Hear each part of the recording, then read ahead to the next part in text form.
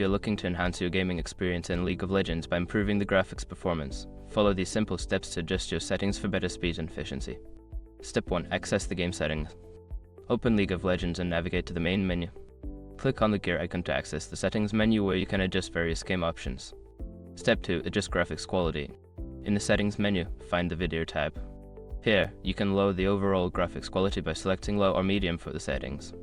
This will reduce the load on your system and help improve frame rates. Step 3. Disable VSync. Still in the video tab, locate the VSync option.